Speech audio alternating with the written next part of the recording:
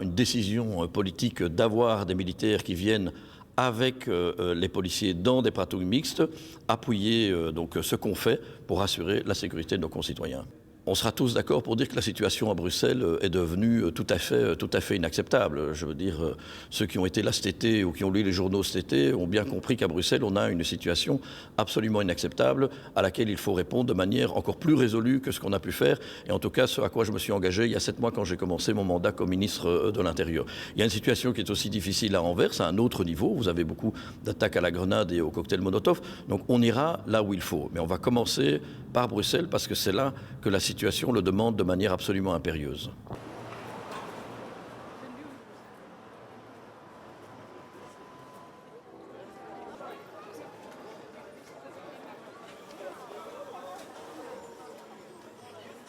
La présence des militaires, donc je l'ai connue pendant la crise terroriste, ça peut être utile à condition d'être mené par la police. Les militaires peuvent être une solution, mais de court terme, et ça ne remplacera jamais des policiers. Aujourd'hui, l'enjeu, c'est de renforcer les effectifs. À Charleroi, on a un cadre de 1050 policiers, mais qui n'est aujourd'hui qu'à 900, donc il nous manque 150 policiers. C'est là la première priorité.